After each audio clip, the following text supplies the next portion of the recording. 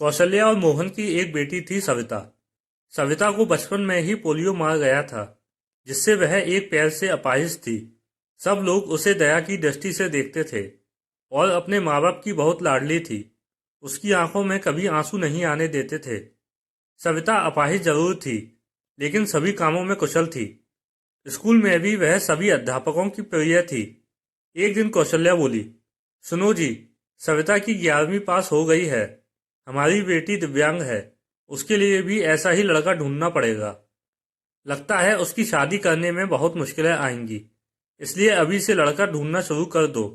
मोहन, हाँ कौशल्या, सही कहती हो।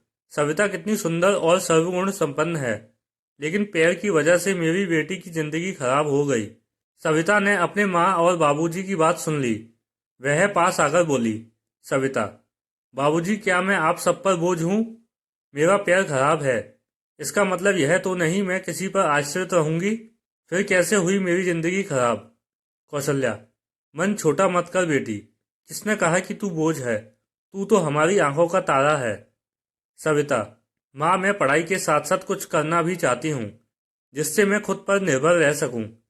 इधर सविता की पढ़ाई पूरी हो गई और उधर मोहन सविता के लिए लड़का ढूंढने लगा। सविता के लिए परेश का रिश्ता आया। परेश रसायन फैक्ट्री में काम करता था। परेश अपनी माँ रमा और अपने पिताजी मुकेश के साथ सविता को देखने उसके घर आया। मुकेश, अरे बेटा, लड़की का तो पैर खराब है। परेश, पिताजी, अगर मैं दिव्यांग लड़की से शादी करूंगा तो मुझे किसी का जीवन संभालने का सौभाग्य मिलेगा। रमा, बेटा, तेरी जिंदगी है, जो भी फैसला हो सोच संभाल कर लेना। परेश, देखिए सविता जी, मैंने आपकी जितनी तारीफ सुनी, मैं खुद को आपसे मिलने से रोक ही नहीं पाया। क्या आप शादी के लिए राजी हैं? सविता, परेश जी, मैं एक अपाहिज लड़की हूँ और आप पूर्ण रूप से स्वस्थ हैं। क्या आप एक अपाहिज लड़की को स्वीकार करेंगे? परेश, सविता, मैं जिंदगी भर आपका सहारा बनने के लिए तैयार हूँ, अगर आपको ऐतराज ना हो तो। सविता, अगर आप तैयार हैं तो मैं खुश नसीब हूँ कि मुझे आप जैसा जीवन साथी मिलेगा। सविता और परेश की बहुत धूमधाम से शादी हुई। चारों तरफ चर्चा थी कि बड़ी भाग्यशाली है सविता, जो दिव्यांग होते हुए भी उसे इतना अच्छा पति मिला है। रमा, बहू, आज तुम्हारा पहला दिन है, इतनी जल्दी कैसे उठ गई? आराम से उठ जाती। सविता, माँ, मुझे जल्दी उठने की आदत है, मैंने नाश्ता बना दिया है, आप सब लोग नाश्ता कर लीजिए।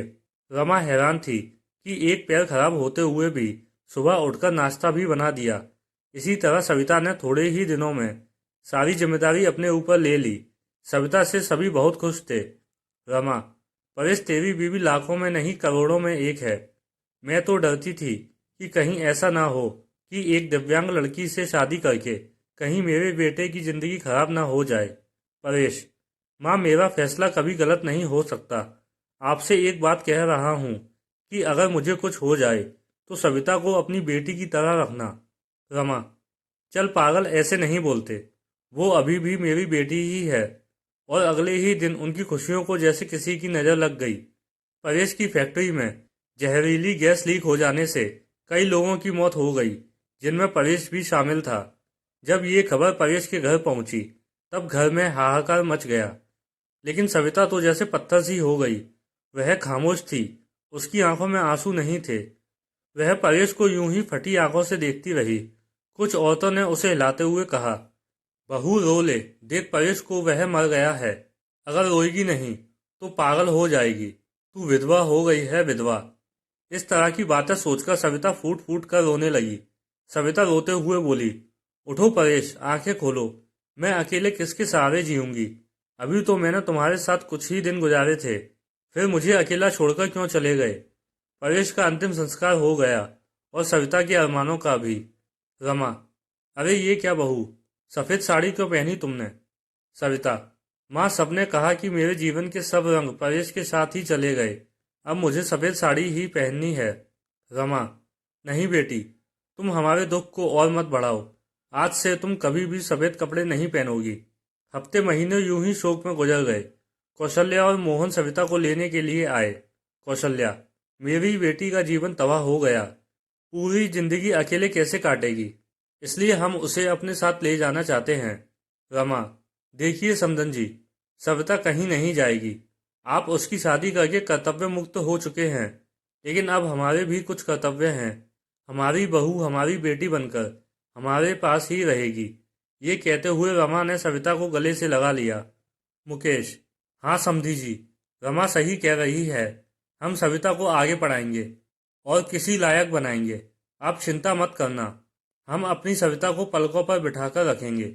सविता, माँ बाबूजी, परेश इनके इकलौते बेटे थे, अब वो नहीं है, तो ऐसे में मैं भी इनको छोड़कर चली जाऊं, ये सही नहीं है। मैं इनके पास रहकर ही इनकी सेवा करूंगी।